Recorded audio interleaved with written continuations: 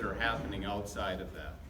Our vision statement, a safer North Dakota through effective correctional services, good vision statement, but our new one really gets back into what we really do, and it's focusing on people, healthy and productive neighbors, a safe North Dakota. When you start thinking about everybody being a neighbor and not necessarily about a label, boy, it changes how you have to approach people. And that's what we're going to be talking today, is about how we approach people. Today you're in the right meeting if you're going to have contact with people. Anyone working with people involved in the criminal justice system will find particular interest today in the data, the information, examples of how our communication has changed. Some of the data that we'll have, John is with us today from Foundation AI. There'll be some pretty cool graphs that'll show some of the things that have changed. We spent the past 100 years focusing on static security. So we got better fences, we have better detection, we have all of this equipment and walls and bricks and all of that. But how much time have we spent focusing on how we communicate, how we interact?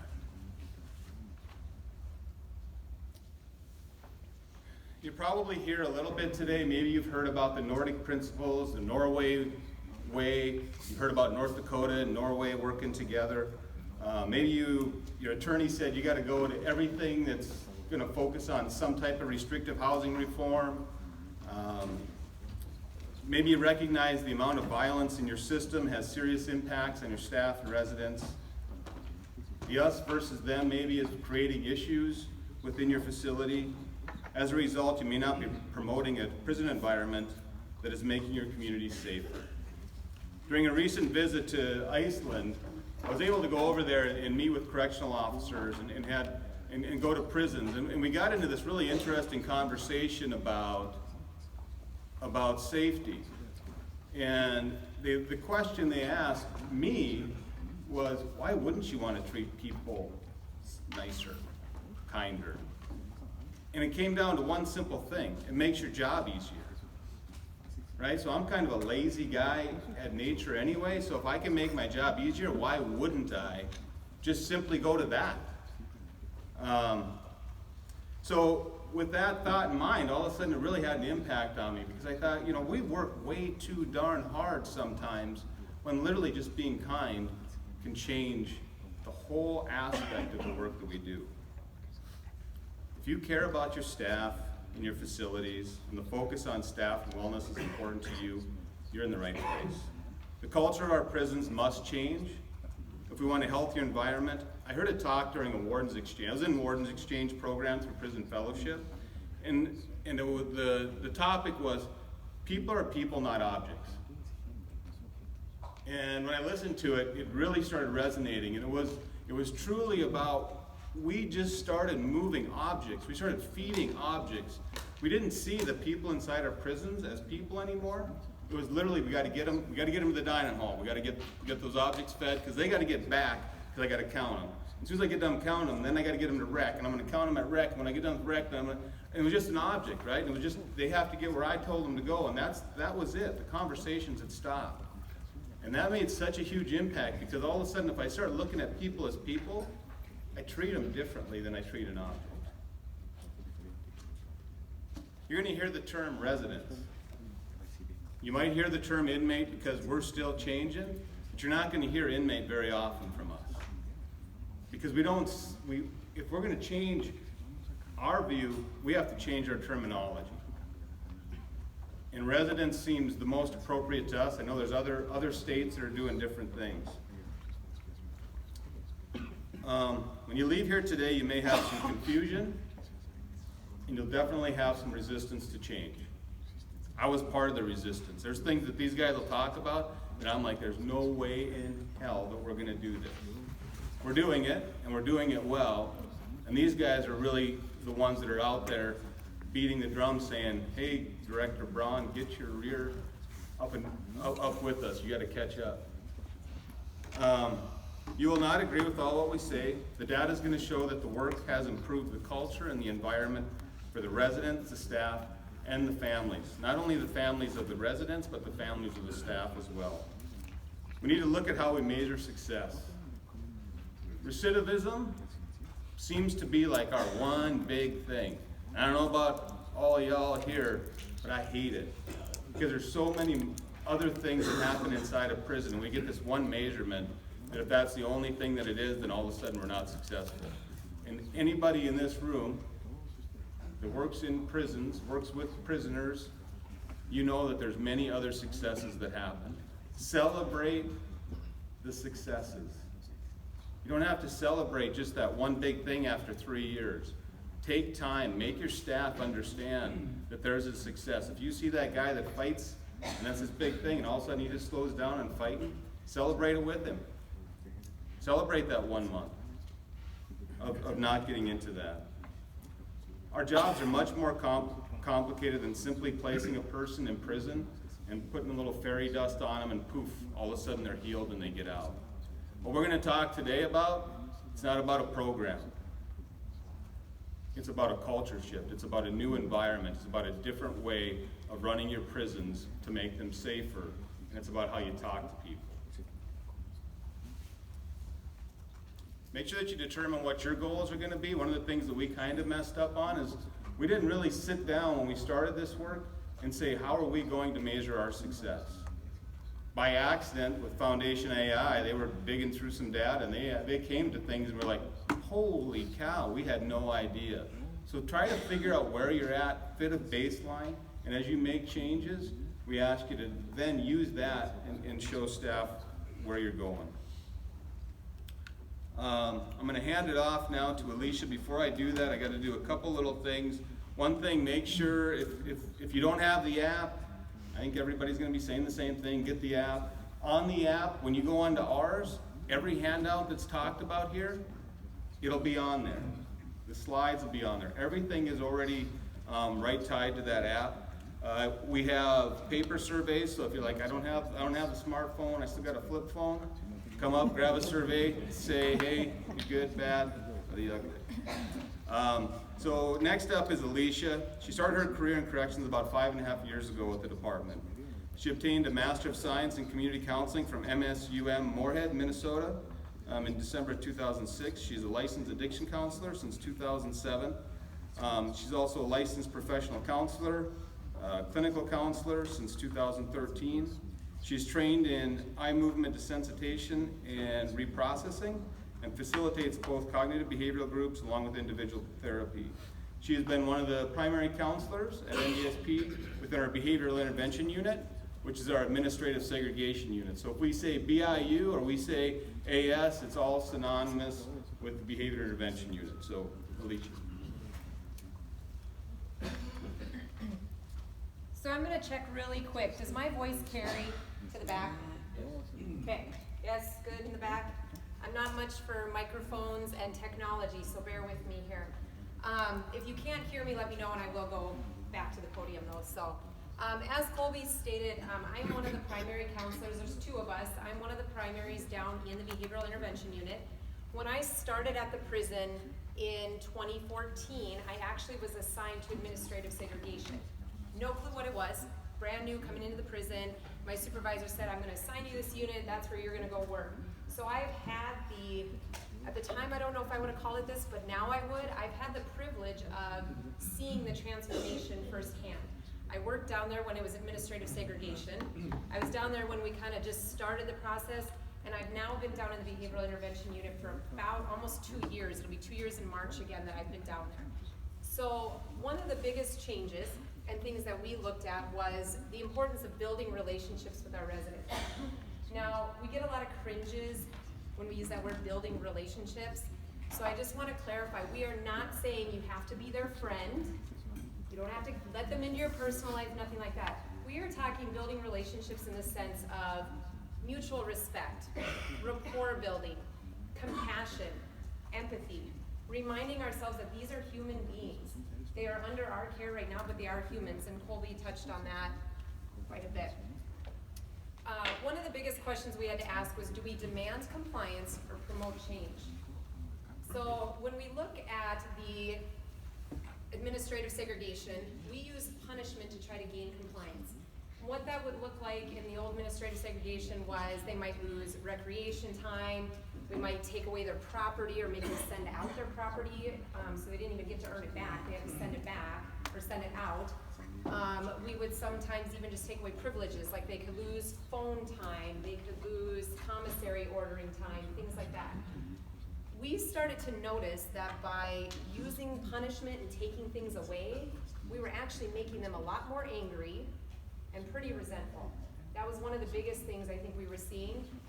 These guys come in to us with not a whole lot. They lose a lot coming in, and I'm sure you guys know that from your experience too, but they lose everything when they come in. So when they can earn things there, or maybe it's, you know, I have some money in my account, I can order this pair of jeans or whatever it may be, and then we take it away, we are now the target of that resentment and anger. So that was one of the things that we had noticed was going on. And then when individuals would get released out of administrative segregation, all of that anger and resentment would follow them right back out into population. So it wasn't changing anything. So looking at, and you'll see BIU on there, Behavioral Intervention Unit. What we started doing in BIU and the changes we started making is we started individualizing our program down there. So we have the slogan, behavior way in, behavior way out. So typically their behaviors are what gets them brought to BIU, could get them placed in BIU, but their behavior is also what's gonna give them the opportunity to go back out to general population. So we focus in specifically on what behaviors they want to change, and then we implement skills and have them practice skills while they're down there in order to learn ways to make the change they want to make. So it seems very simple. We do get a lot of resistance sometimes, but most of our guys actually, because out in general population in our treatment department, we are very skill focused in our treatment department. So it carries over really nicely from kind of BIU into our general population or vice versa. The guys get very familiar with the skill practice and they learn to like it sometimes. Oh, too far. I don't have a link. So I'm gonna let Colby see if he can pull this up. We actually recently just had one of our local news stations came and interviewed a couple of our guys. So. Solitary confinement unit. A year later, we look at the real changes prisoners are experiencing. Renee Cooper spoke with a few who compared the old to the new. Hi, Renee. Good evening, Lauren and Nicholas. This picture is of the old administrative segregation unit. Not that long ago, this was the state pen's equivalent of solitary confinement. As I told you in August, it was a 23-hour-a-day lockdown.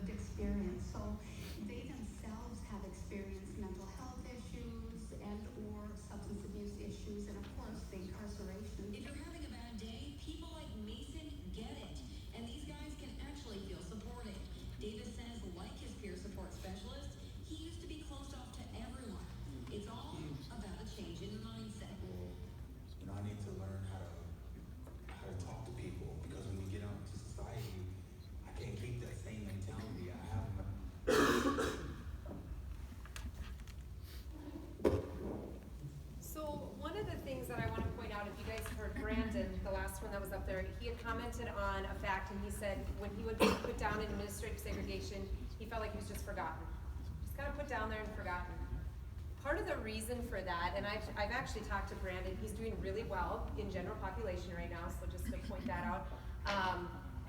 We had at one point over 100 residents in our administrative segregation. And at that time, there was myself and one other treatment staff member. We had the same number of security staff then that we do now at our behavioral intervention unit, but because the population was so huge, it just was not feasible for treatment staff to be able to interact with all of these individuals, to work with them, to try and figure out what is going on, what can we do to support you, what can we do to help you change.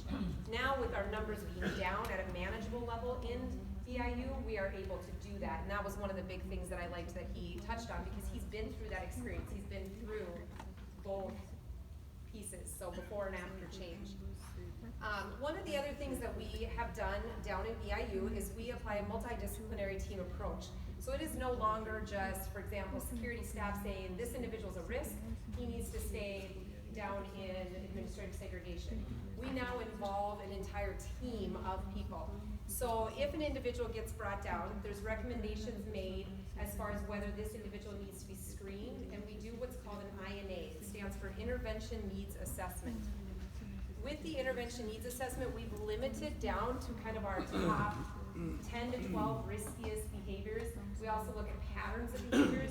So we had guys when it was the old administrative segregation that would come down for talking back to a staff member. And they could be down in administrative segregation for weeks, sometimes a month for that. We now try to focus in on those behaviors that place not only the resident, but our staff and the institution as a whole at a higher risk. And those are the ones that we try to target in on and provide the opportunity for the behavior change.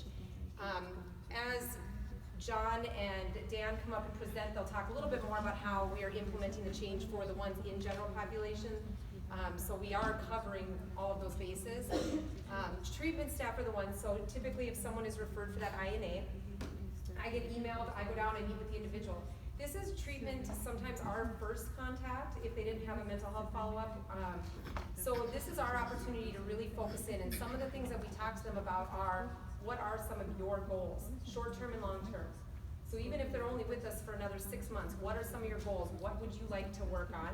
We ask them about their own behaviors. It's not me sitting there saying, okay, you got to fight, so obviously you need to work on your anger, because guess what? Sometimes they say to me, I don't have an anger problem, it was that guy's fault.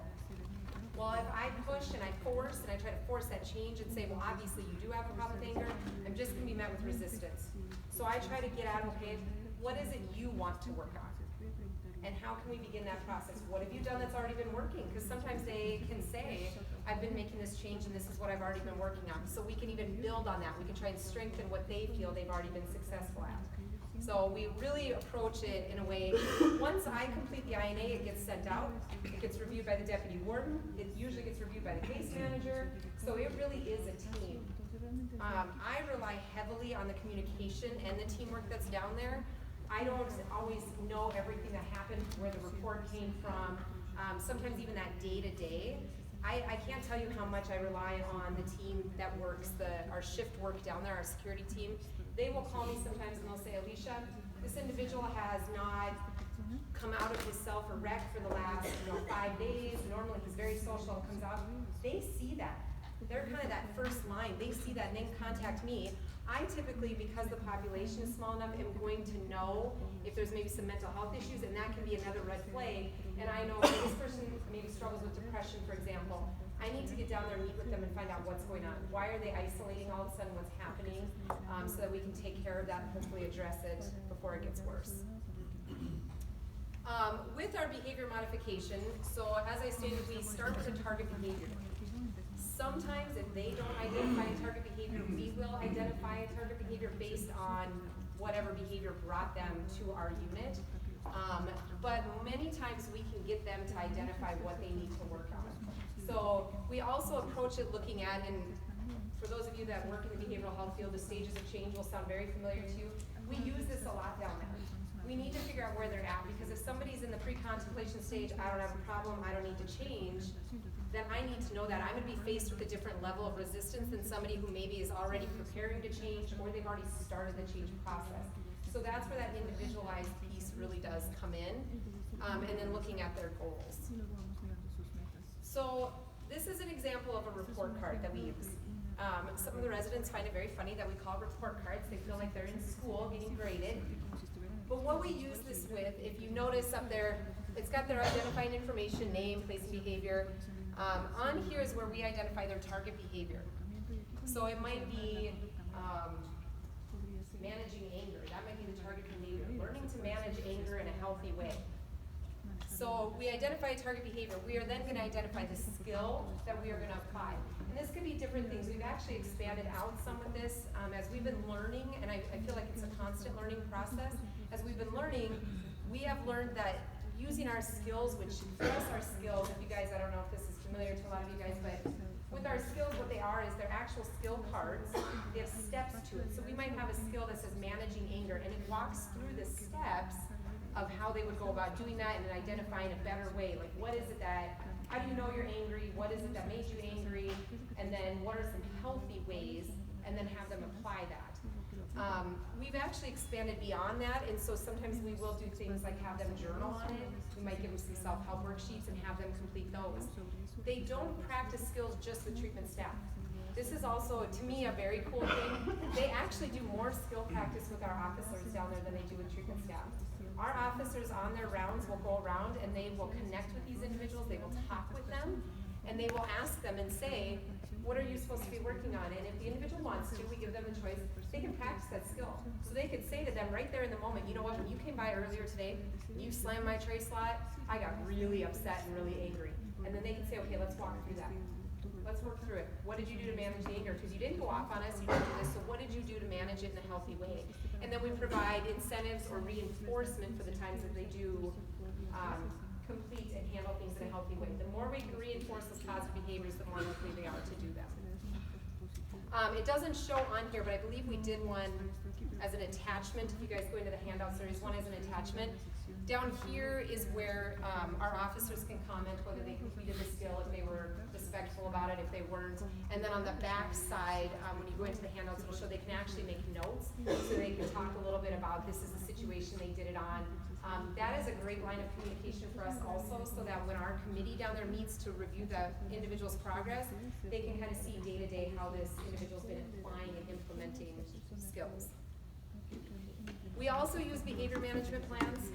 We do occasionally get individuals that are a little bit higher need, sometimes a little bit more staff intensive than others. And we have to, almost from a staff angle, work a little bit harder to figure out what's going to motivate this individual to change. Our standard incentives and just positive reinforcement, verbal, is not working so much. So we have to figure out a different thing, a different way to approach this.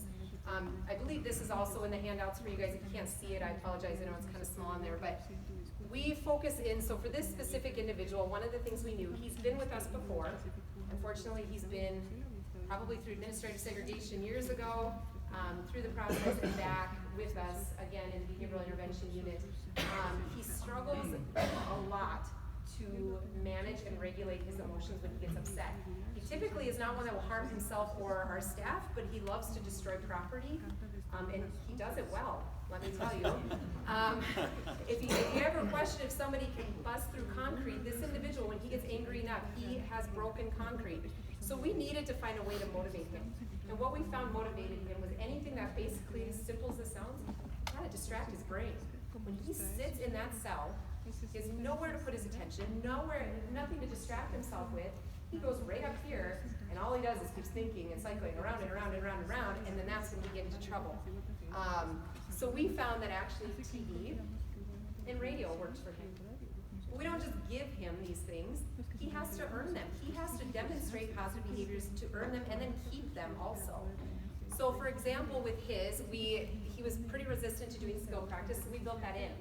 So if he completed a skill practice with the shifts, they would turn the TV on because our shift had control over turning the cable and the TV on in the cell he was in, so they would turn it on. If he refused to do a skill, they would turn it off. I can tell you his compliance with skills was nearly 100%. I think the times that he did not do a skill, when I went back and reviewed, there was a couple times he was sleeping. So that was times he didn't do a skill, which I don't know if he would have even noticed the TV got turned off then because he was sleeping. And there was a couple of times where he did refuse and they turned the TV off. And that was right towards the beginning. And I think a lot of that was him just kind of testing our staff to see, are they gonna be consistent? Are they gonna follow through? And once he realized, oh, they mean it. If I don't do this, there is this, you know, they're gonna take away what I enjoy, what I like doing. So this really motivated him. It kind of kept him going. And then as he actually graduated through our plan and worked his way into ATU, which is our transition unit, we had to get creative there too. And we actually came up with a different behavior plan to help him continue to earn. He had to pay for his cable, but we helped him with the rental of the TV process. And that was what he earned by behaving. So, seeing is believing. So, Colby touched on this a little bit. Because I was down there when it was administrative segregation, and I'm down there when it's the behavioral intervention unit, I saw it a lot.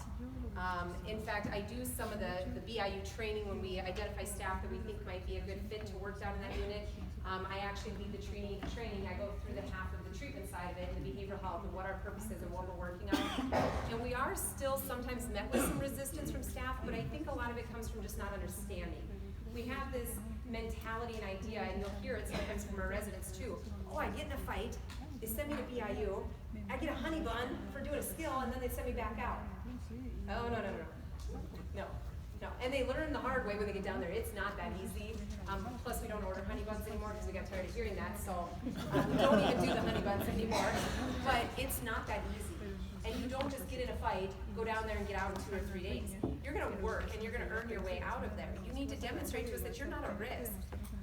So it's not that simple. Kind of that hug a thug mentality was going on there for a while. Oh, treat this, go down there, fix it all. It really isn't. These individuals put in a lot of hard work. And my favorite thing is when I see staff acknowledge that and tell our residents, you know what, I'm really proud of you. We recently had a situation where one of our residents, and he struggled a lot. It's kind of a revolving door. He gets into fights a lot. He was in, I think it was the inmate dining room, and a fight broke out, and they said on the camera, they watched him approach it like he was gonna get involved, and he stopped, and he backtracked. Now normally he would've been one of the first ones involved. First ones.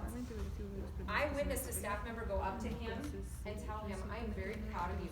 This is what I saw on the camera. You did not involve yourself, you stayed out of it, and I'm so proud of the progress and change you're making. And this resident looked at the staff member and said that's the first time anybody's ever said to him that they're proud. First time. And I think he's in his mid-20s to late 20s. First time anybody's ever said that they're proud of something he did. And to him, it wasn't that big of a deal. He was just like, I just decided I didn't want to get involved. But just pointing that out made a huge difference in his behavior. In fact, I believe he just recently got moved to our transition unit, so he is moving and progressing forward. So you're gonna see, and again, I apologize, these should be on the app. They're kind of hard to see.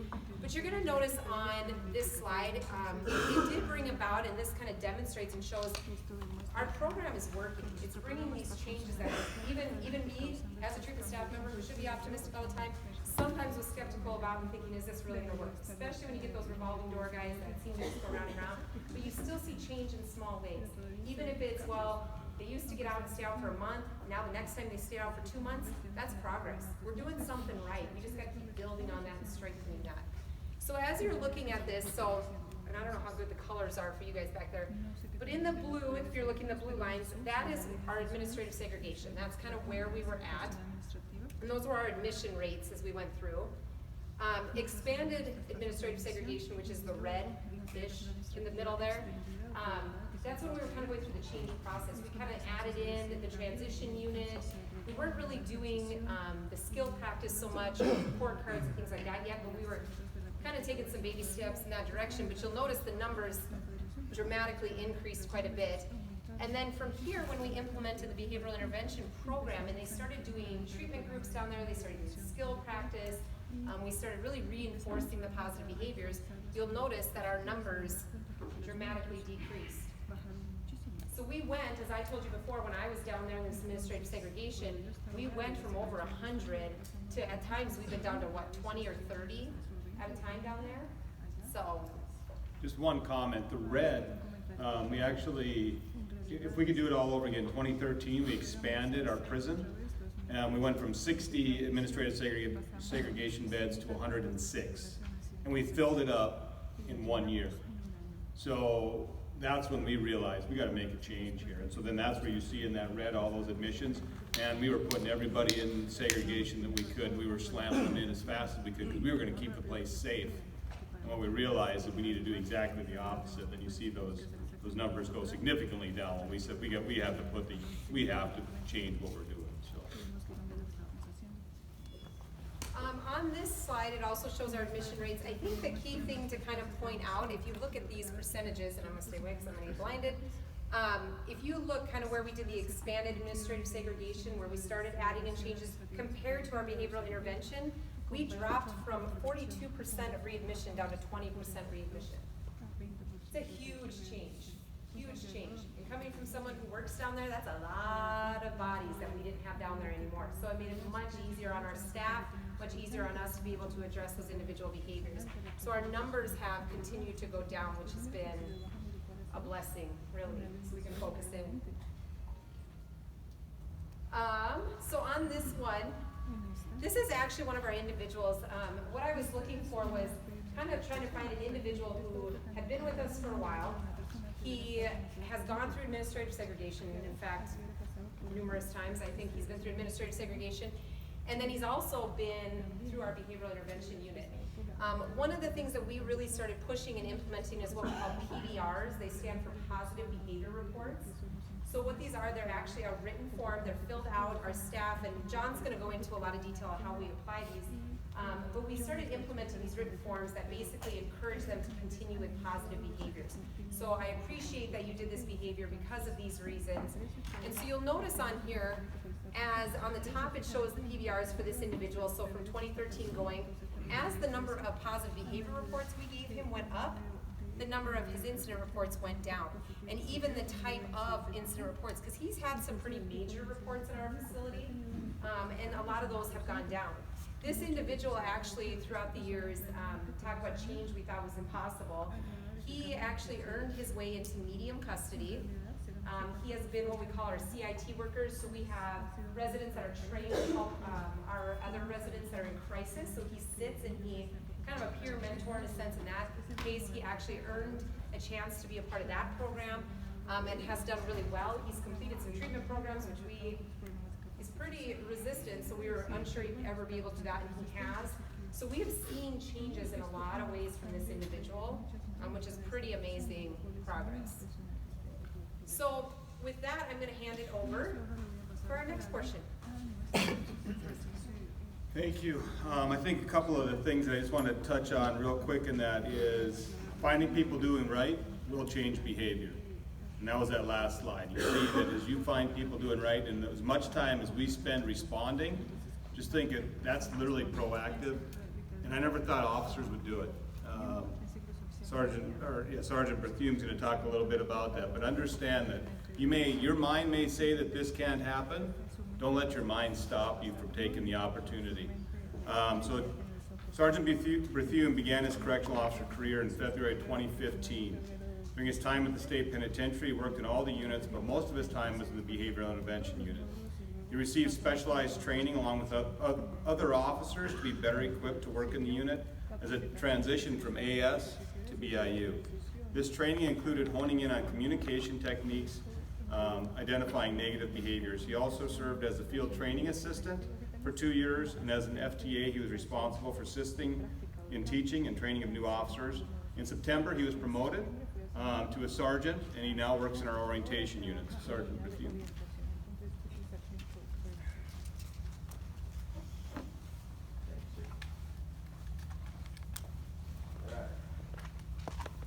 Also, what's not mentioned in there is I'm a former drill sergeant in the Army, so I don't do microphones. My voice kind of just goes. I'm going to take this opportunity. If you look to your left and your right, my background is Irish-Italian.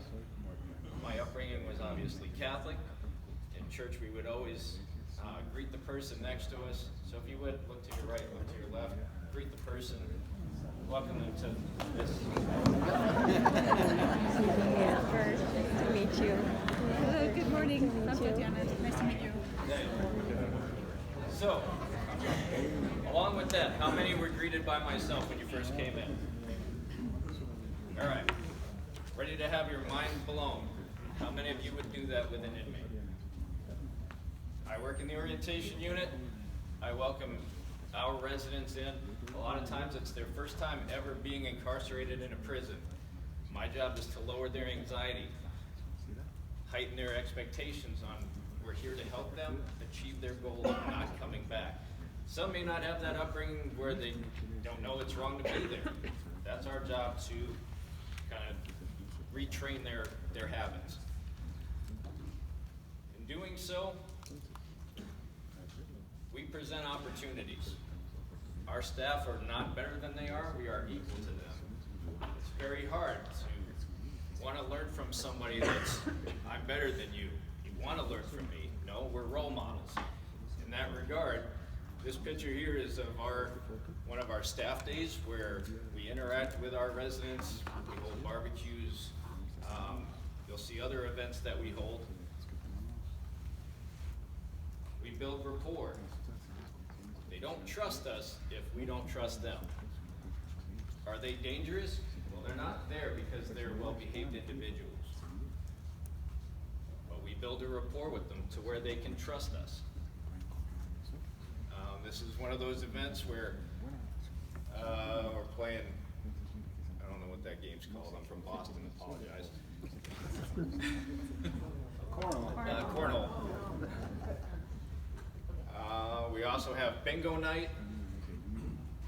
That first slide there was, they were, I think, walking for a charity. This is one of my favorite slides because growing up, movies were my babysitter. I don't know how much of you were like me. For the ladies, I chose Patrick Swayze. Everything about our profession you can learn just by watching Roadhouse. Believe it or not, and I've heard that before, randomly I was flicking through TV one night and I came across this and I was like, this is what I tell my officers every day as a field training assistant. My job is to train officers to be just like me, if not better. When you take your job home with you, it becomes stressful. And our new warden, when he took over, met with us sergeants and said, there's a difference. And the difference is, if you work towards something you hate, that's stress. If you work towards something you love, that's passion. You should have a passion for what we do because we're not going to get rich doing it. So I tell my officers constantly that it's not personal. They don't hate you, they hate the shirt that you wear. It's a lot different than thinking that you're the a-hole, you're the B-word. No, your shirt is. It's not you. And it's just anger. Anger at their situation, and they don't know how to communicate, so they retaliate instead. So what I also tell them is when they get upset, be nice. Do you know how hard it is for someone that is screaming in your face and you respond with a smile? Their anger can't continue because you're not giving in to the anger, so we be nice. Tell them to go back to their cell. We be nice until it's time to not be nice. And as supervisors, we tell them when it's that time.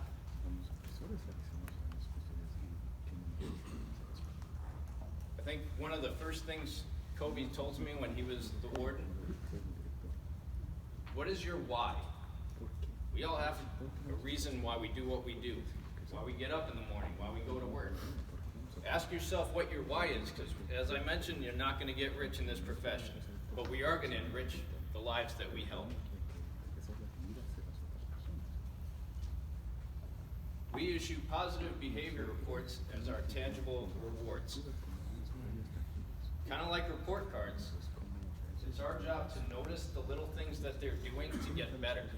If we're not acknowledging that they're doing better, what's their encouragement to keep doing it? Notice the little things. What I love about this slide is our director who's in the front row. Along with the governor of North Dakota, we didn't shut down the institution for this picture. Our residents were walking around. That's the security of what we do.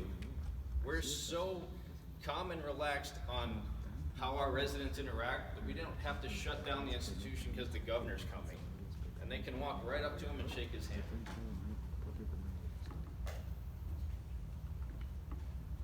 This one, our residents were building bikes for charity. This one here, when I first started 5 years ago, Paul was a handful. Now he's a substitute tutor.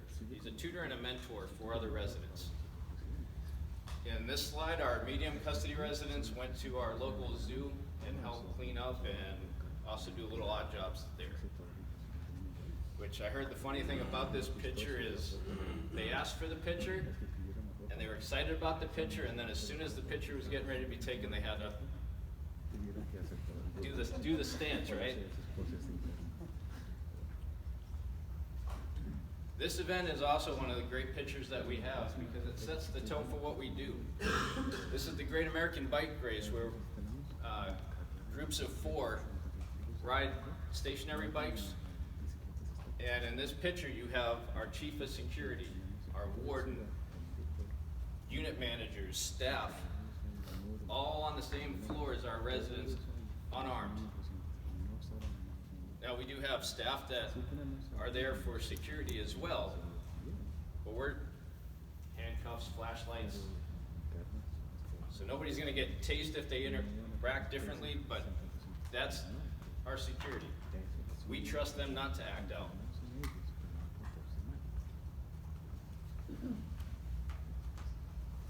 Colby said when he speaks at other presentations, he often mentions the word, we play with our residents. And he said, other directors, other wardens cannot fathom the word you're using, play. Our staff, that's our unit managers, our case manager, playing volleyball with our residents. We're building rapport. Believe it or not, what wasn't mentioned before, all of this interacts with being dynamic.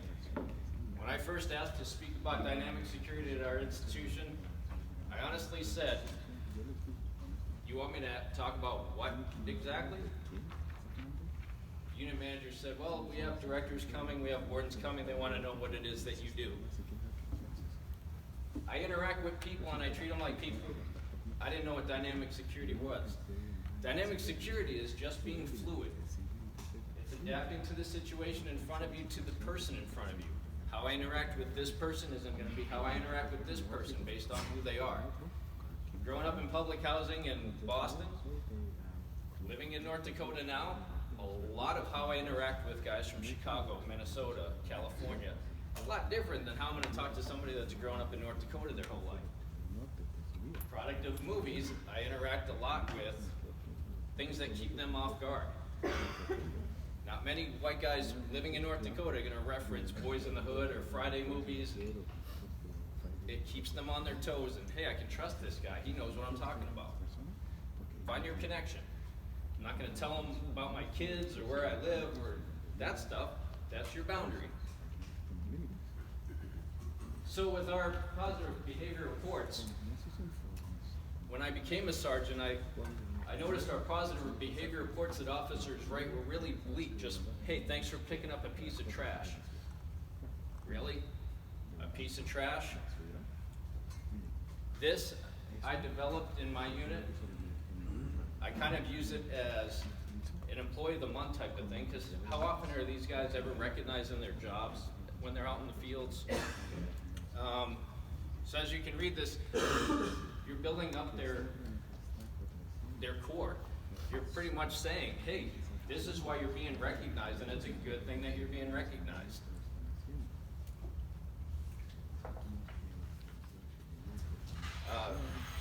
This also goes in with a resident that was speaking about being locked up all the time, and they keep coming and coming and coming. The reason we keep coming is, even if my officers are too busy to recognize you, they will give me their name and what they did, and I will do it for them.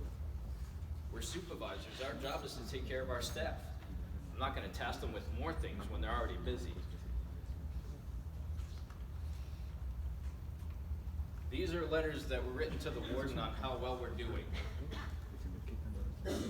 Imagine your officers are getting positive behavior reports from their residents. your officers are gonna feel great that they're actually making an impact. Because these go straight to our warden, and then the warden emails us and says, hey, you guys are doing a great job. So all that ties into pretty much when I started 5 years ago was the beginning of this process. And in the other room, we're learning about the new processes in Ohio for their segregated units. So entering the facility 5 years ago when all these changes were going on, I heard one of the questions in that room, what's your feedback from officers? And what I love about this opportunity to talk to you is being a sergeant, I've heard wardens talk, I've heard doctors talk. I haven't heard officers and sergeants talk yet, so it's a great opportunity to tell you what it's like being on the ground floor. For me, coming into an institution that's changing, the feedback was horrible in the beginning. The reason I say that is because you have staff that are telling, as veterans, telling new staff, this isn't gonna work. You're gonna get hurt. Somebody's gonna die. 5 years later, those bad elements have moved on to the jailhouses, moved on to other things because it wasn't for them.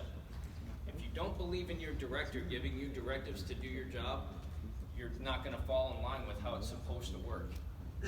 So you gotta push that to your people, that it is the right thing. Just 5 years later, nobody's died. We've had a couple officers get hurt, but they're still alive. It's trusting what we do. We don't work in fast food or something where, you know, there's no risk involved. We work in a prison, there is risk involved. There's always risk involved. But you have to build rapport because it lowers the risk, because how hard is it for them to assault somebody they actually respect and get along with? If you treat somebody like an animal, they are going to respond that way. So in dealing with that, seeing the changes that our segregation made, I worked in the segregation unit when it first started. And to see the changes that adapt over 5 years, everybody always says that change is bad. It's only because you're taking your routine and changing it, because nobody wants to change how they do things every day. The risk comes from when you change your routine, but you just have to adapt to that.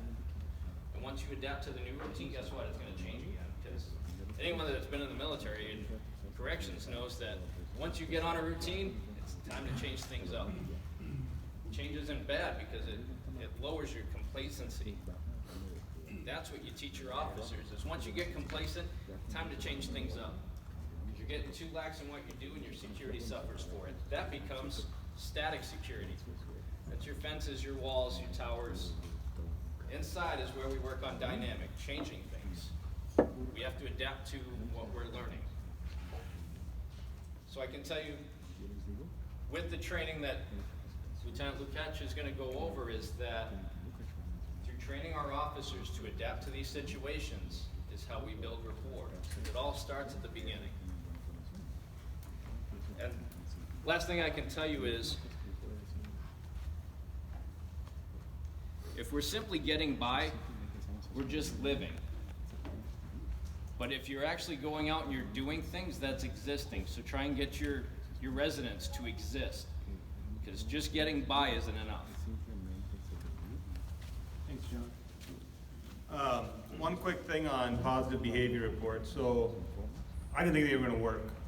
I really believed that was, you can't do that in a maximum security male prison. We write somewhere between about 700 and 800 positive behavior reports every single month, and we have about 400 incident reports. So it's almost 2 to 1 positives. And the guys that you think will never care about that, I promise you the first thing is they're asking for something, because they always ask for something when the warden comes through. First thing that's mentioned is, hey, I got so many positive behavior reports. That last slide that showed the warden, so when I was the warden and now James Saylor's the warden at the state penitentiary, you're probably 4, 5, 6, 8 to 1 positive behavior reports from residents for staff versus a grievance. So as a warden, if you get to sit and look at positive behavior reports versus going through grievances, man, it changes your job and it changes your outlook on life, and it really goes back to that purpose of why. Warden Young's in here, and he was the one that gave me that purpose of why, and it was very powerful for me to understand that. Field training. Training is an ongoing, massive thing. That's why we're all here. Lieutenant Lukach, Dan, began his career with the DOCR as a correctional officer at the James River Correction Center. That's our medium custody unit. Started in 2008. He was promoted to lieutenant while he was there. In 2018, he transferred to the penitentiary. He's currently working as a lieutenant operating the field training program at the penitentiary. But more importantly, the focus that he does is on dynamic security. So the work that he's focusing on is the core tenets of how we communicate with people. So Dan is here to talk about that.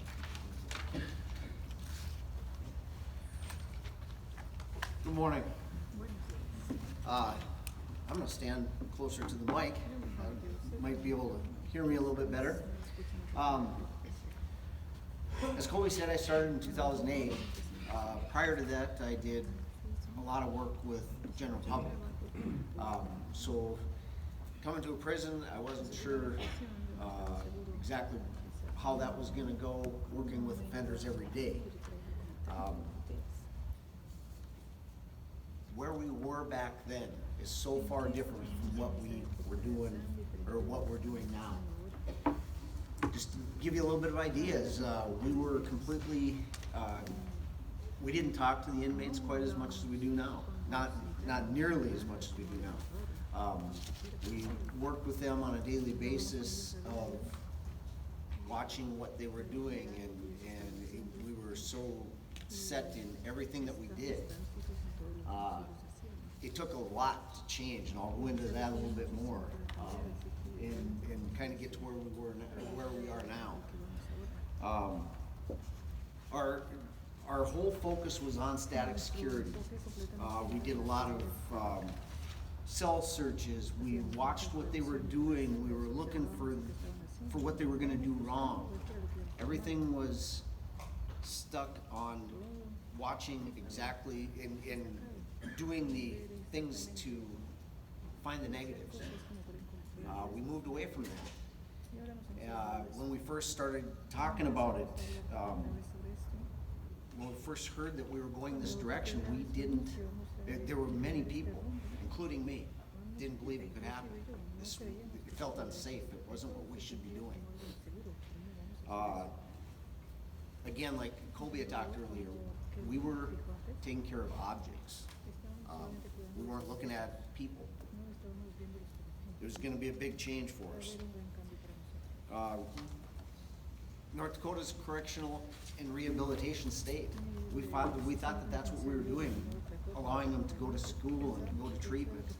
But on the security end of it, we didn't focus on anything other than that, just the constant schedule throughout the day.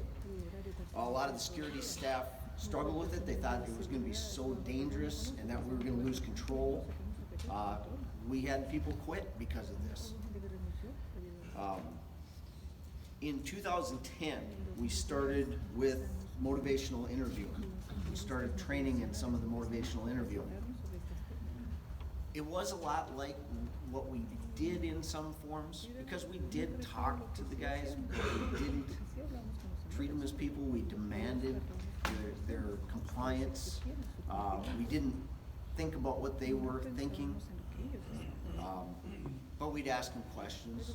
And so the motivational interviewing got us going on that. As we moved into 2014-15, we started into core correctional practices. Over that time again, too, it was so different from what we were doing. Core correctional practices started to talk about shaking their hands, finding good things that they did, the positive behavior reports. We weren't ready for that.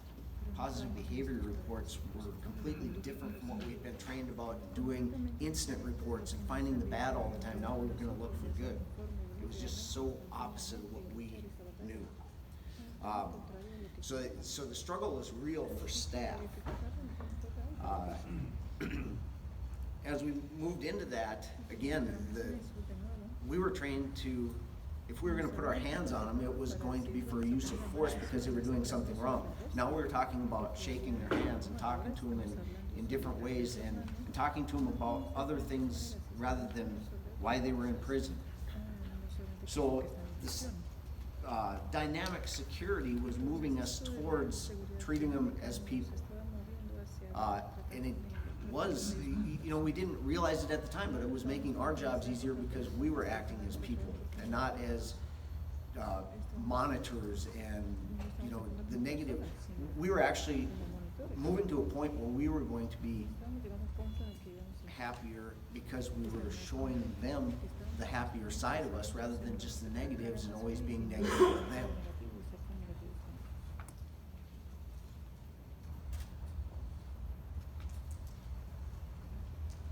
Put this picture up because this was a lot of what our officers saw back in the pre-2014 era. We had guys that they were, you know, we ran the place, but we had some fear. You didn't want to be with some of these guys. Now we were going to start treating them different. We got into the professional rapport with the core correctional practices. This was a really strong, hard area for a lot of people that have been in it for many years because professional rapport put us in places where we were going to be interacting with them on a daily basis. John showed some slides earlier about the playing with the guys. Well, when those are special events. We have special events quite often where a unit will get to have the rec yard for playing softball or that sort of thing where some of the staff that are not working at the time or a few of the unit management and stuff, they will come out and play softball and that sort of thing. We still have all the security there, but some of our off-duty security people will come in and participate in those games. Again, it's people treating people, people treating each other as people. It has lessened the amount of negativity between the residents and the staff. By all means, I don't want you to think that we don't have problems. We still have problems. We still have staff assaults from time to time. There are fewer staff assaults. We still have the fights between residents. We still have to have our regular security all the time.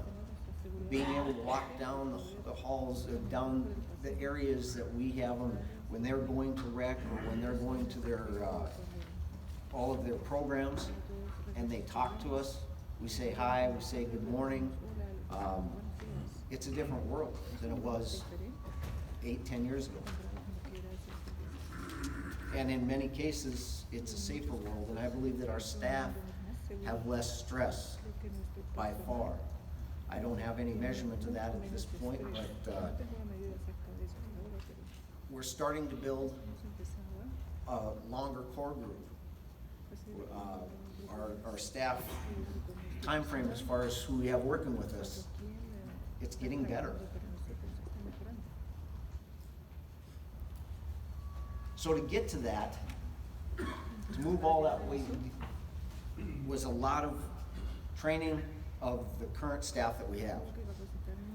A lot of it was hard. Again, I will tell you in the beginning, I was not a believer. I did not know how this was going to go. I was scared. We didn't understand. We made some major mistakes in the beginning of how we were training staff. We didn't give our security staff the overall vision. We had a big vision. We knew what we wanted to do, but we didn't explain it well enough. We didn't get everybody looking at the big picture. We kind of put it off in smaller sections, and that's, I think, caused a lot more fear. We're doing so much better now. Our field training, now with the new staff, we're finding a few other things that are a little bit tougher when we're training new staff. The friendly professional new staff start thinking of friendly as being, okay, now we're gonna have a relationship where we can talk about everything. Now, we have to have our boundaries. So our CO training, our correctional officer training now, we go a week in classroom, and then a week we take that class and we'll put them out in the field training with our officers for a week. We go back and forth week to week for 6 weeks, so that they're getting the sight of what we do in the institution, and it makes sense in the classroom while they're learning the new stuff in the classroom, so that they're getting more of the effect that our rapport, we're nice. We talk about North Dakota nice, but the nice is with an intent. It's about the residents. It's not about us. We want to know what their lives are about, and so that we can help them and give them the tools that they need to change. The boundaries of that are hard. So if you decide to go this direction, which I told you before, I didn't think that it was gonna work. I was skeptical. Right now, I don't believe there's any way of going back. If we go back, we will create worse people in our institutions. 98% of our people are getting out. And when they get out to our communities, I want them to be good neighbors. They have to make the changes, but we can give them the tools. We're gonna make safer communities by what we're doing in North Dakota right now. Along with the basic training, of course, then we got into the core correctional practices. We do core correctional practices for our yearly training also. Every year we continue to expand on the core correctional practices. As far as working with the core correctional practices, a lot of people will find it's what they do, but to practice it and to understand more about it for our residents and how to actually work with the residents in doing it is so important, because that's what makes it work. It gives it tools. We can make them think, and we can interrupt their criminal thinking. And once we do enough of it, and once we get it going, it becomes natural, and it's just part of our life, and it's a much better way. Takes the stress off, and we're working with people again. I'm going to say that a lot. We're working with people. Our culture a lot of times looks at the guys that are in prison, the prisoners, as they want them away from us. They don't. Our culture doesn't want to remember these guys. They want to know about them. They want us to put them away and forget about them. Can't do that. They're getting out. And if we just do what we've been doing for so many years, we're just turning out people that haven't had the chance to change, and they're going to end up coming right back to us. Along with training our people, one of the tougher things that we've seen is finding the right people to train them. So in our field training, once they're coming through basic training and getting them into the regular day-to-day process after they've graduated from that, we continue our training every day. And I like to think that we continue training for all of our staff from day to day. We have to continue working on how we are treating the residents and how we're taking care of each other as staff to be able to continue to make this successful. The dynamic security part of it, again, is just about we're able to be real people rather than just officers like we used to be and look for the bad. And as you've heard already, the different things that we do in our behavioral intervention unit, all of this falls into place because we're able to work through those programs, and those programs are actually a natural type of thing as far as treating human beings the way they should be treated. I got a couple pictures up here just to let you know too about the dynamic security. The picture on the far side is a victory garden. Our victory gardens, it was kind of funny because Colby was warden at the time, and we talked about letting these guys out to work in the yard in these gardens without having officers out there. And Colby liked the idea, but our chief of security didn't. He didn't like the idea of that at all. We ended up getting it done anyway. The Victory Garden at JRCC in Jamestown, our medium security prison, in the last 6 years has donated 22,000 pounds of vegetables to the community, to the people that wouldn't have vegetables on a normal basis. This has given the guys something to do, and when they find purpose and they're learning skills, and their minds are not on what they can get away with, their minds are not stuck in a cell, they're out doing things, and they're learning. It's amazing how we've got some of the guys that have actually gone back to their communities after getting out, and they're working with the younger people and teaching them how to garden. That's some of the results we've seen. On this side, this gentleman is going to be with us for many, many, many years. But he is an artist. You can see the murals on the back behind him. He has painted many murals around the institution, which also gives it a different feel so that our institutions aren't just bars and doors. He also teaches a class, an art class, and he has so many guys. The amount of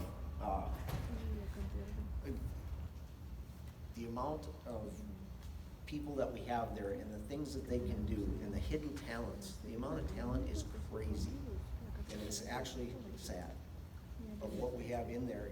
The guys that are in there have so many talents. Dynamic security is getting that out there. We're getting them to do more things with their lives to try and make it better so that they have the tools to get going when they get out. I did go to Norway with another gentleman from our state, along with a group from California, Louisiana, New York.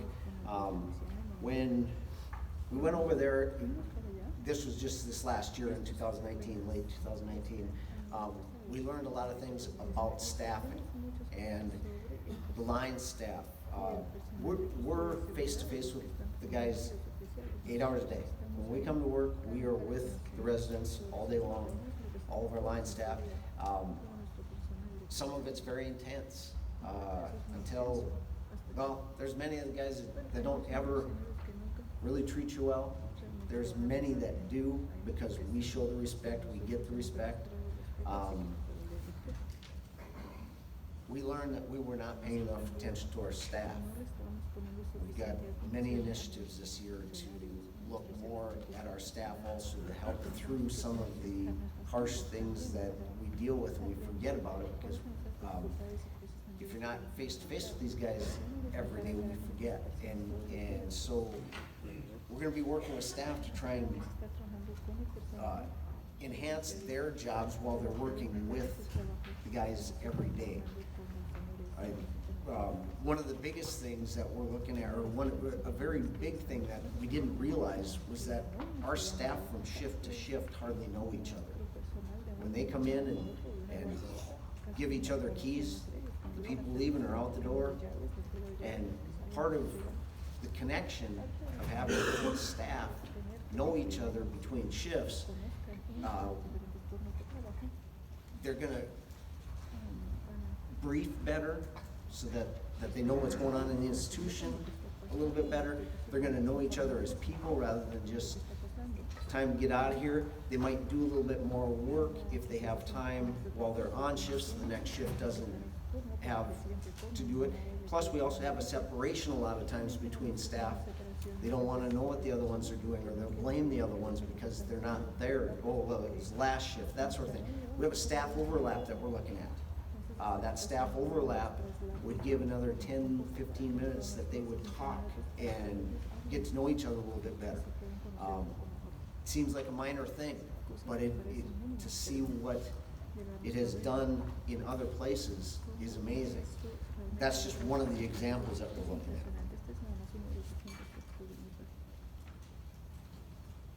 That,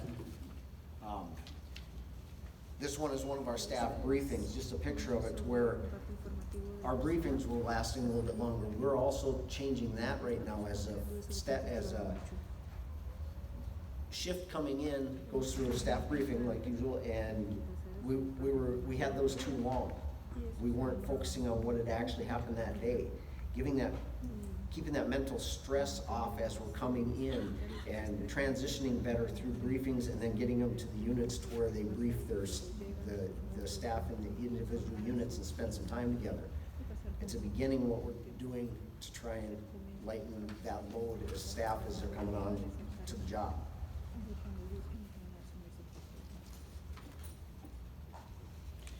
I had mentioned before that we had made some mistakes as we did our transitioning. We granted a lot of privileges to the residents. Our general population residents have a lot of privileges that we don't necessarily want to take the privileges away, but we want to learn how to remove some of them with behavior. Redesigning maybe some of our units to where we can, right now with our BIU unit, just a quick example, if two guys get in a fight today, they have not had a history of fighting, they'll go to BIU. They'll go to the behavioral intervention unit. They will go ahead and within a day or so, we will try and get them to mediate and try and figure out what the problem was between them. And once that is mediated and everything is okay and they haven't been an issue, we'll send them back out to general population. For some guys, for a lot of guys, that fight was worth it to spend 2 days at BIU and go through mediation. Well, we're looking at maybe we need to go to BIU, get it taken care of, but move them into another unit where they have to stay a little bit longer and work on more of it, so it's not just an easy thing to go get in a fight and get out. Or if there's a continuous problem with treating staff poorly, if it's a continuous problem, that's not a behavioral intervention unit move. We just work on them on a daily basis. But maybe if they were in a unit that we could talk to them more, we could have more intense staff work with them rather than just let them go in general population, we could improve some of that. And that would also improve things for staff, because if they get in trouble, they get a write-up, they don't care about the write-up, oh, I'll spend 2 days on RTQ, restriction to quarters, for 2 days or 5 days, and back out and still talking to the staff the wrong way. Well, if they're spending 30 days in a unit where they're not going out to general population rec, but they're in recreation just in that unit, it might be a different story for them.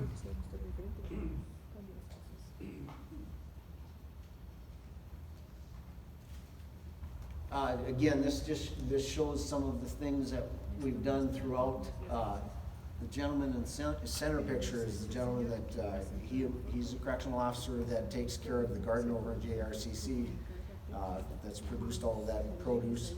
We also have that at NDSP too. I don't mean to skip on NDSP, but the gardens are an amazing thing. With that, I'm going to turn it back over to Colby. Thank you. I think just quickly, the thing that I think today, as we just talk a lot and we were up here somewhat we're pretty proud of what we've changed, but I think there's some things that you have to take away from today. And one, it has to start with the leadership that is willing to take some risk. Through all of this, there's some things that, again, that might not make sense to you, but you have to have a mission and a vision that aligns with this movement. Dr. Hagen shared a quote with me by Johann Wolfgang von Goethe. He was a writer, a poet. If you want to treat an individual as he is, he will stay as he is.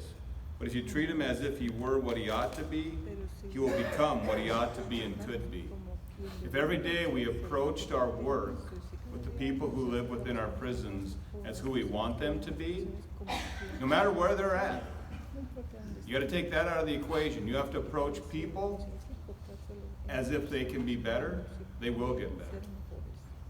It's happened, and if these graphs didn't make sense to you, that's what these graphs showed today, is that we look at people differently, and it'll happen. Reimagining prisons is going to be a journey. You're going to have some really bad days. You're going to struggle. There's going to be adversity.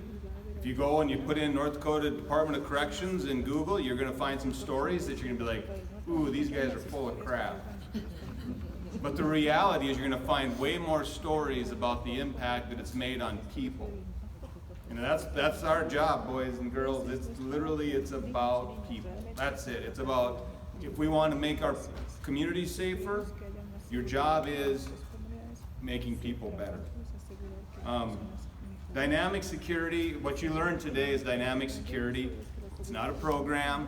It's not a 2-hour training class. You take your fire safety, you take your whatever mandatories you have, your PREA, and then all of a sudden you take this every 2 years. It's not that. It's a culture change. It's a shift. It's an expectation that when you come to work, you're going to communicate and you're going to work with people. And this isn't something that we can teach in a class. Sometimes I get into these classes and I think that I'm going to be able to walk away. What you're going to get is there's positive behavior reports, there's intervention needs assessments, there's tools that we can provide you, but you have to literally go home and say, is this morally what I want for people? And if this is what I want, then I have to do it. And it's nothing more than that. And then you have to figure out how you're going to make that movement. Then you find people that are aligned that can take on leadership roles in your units. We talk about safety being our #1 priority.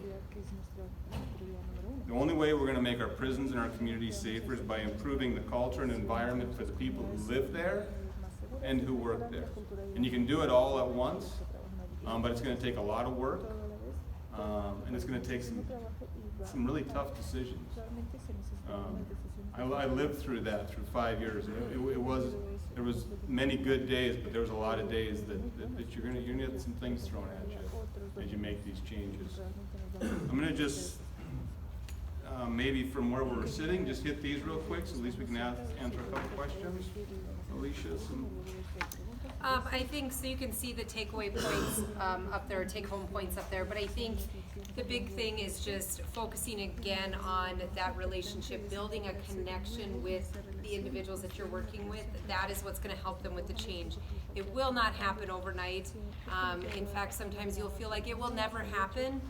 Find the small changes, because they're there. And if you instead of can just look at, oh, they didn't change this, oh, this didn't get better, find what they did change, because they are changing every day. That has been my experience, is every day they're changing, and use your team. They'll help you find those changes too. If you're not interacting as often, the teams down there will find it, and then you can build on that. So, yeah. John? So as I mentioned, dynamic security is staying fluid. Just at Christmas, we had a massive Christmas party in our gym, and a small fight broke out, and as Dan mentioned, we have a resident that comes to us from California, and the first thing he did was drop to the floor, get ready for the SWAT team to come in and just take over, and instead we just removed the bad elements out of there, and the party continued as like nothing happened. It's building towards that, because 5 years ago that wouldn't have happened. We would have shut the whole institution down and just canceled the Christmas party. But why let 2 people ruin it for everybody? That wouldn't be fair. We don't do mass punishments. That's in the Army we do. We got no problem with that. But that's our goal, is to adapt to that situation. Don't ruin it for everybody. Communication is key. Our goal is not to punish them for what they've done. A judge has already done that and sentenced them to us. Our job is to prepare them for what we want them to do. And that's the mindset we need to be in. As I've heard kind of chatter throughout, just sitting here, oh, that's scary. As I mentioned, I started in the segregation unit. Now I'm somebody that's been on the neutral line in Korea. I was a Black Hawk gunner in Afghanistan in 2008. When I was told by my captain, you're going down in segregation after only working there for 3 months, I was scared. you hear the stories going down there, the banging on the door, the throwing the trays out of the tray slots, the spitting at the windows and all that. What's there to be scared of? Every time they come out, they're handcuffed. Every time they come out, you're the one taking them out. That's the reality.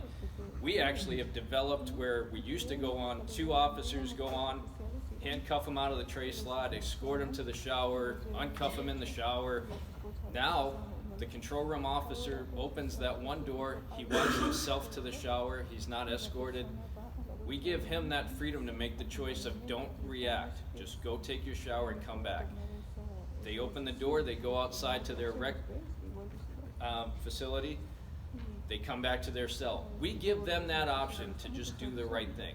Does it always happen where, you know, somebody makes a bad choice? Somebody's always going to make a bad choice. We adapt to that. That's being dynamic. So where I've heard, wow, that's scary, it's only scary because it's new to you. Don't look at it as being scary, look at it being a challenge. Dan, you got a couple? Dynamic security works. Becomes everyday stuff. It's what you get used to, it's what you train, it's what you do. It's changed our prison system. We've got a lot of work left to do. Changing the beliefs and opinions take a long time. Staff are the key, though. Staff are the key. You please work with your staff. Train them properly. Healthy, happy, strong staff will improve the culture, and it's stronger for our residents, and it's much stronger for our communities when they get out. Okay. Some of you may have been able to receive one of these cards. We had a few printed out. You can get a hold of us, take a picture of this, that somehow that little thing gets you all the information you need. I don't know how that stuff works. But do we have any questions, any comments?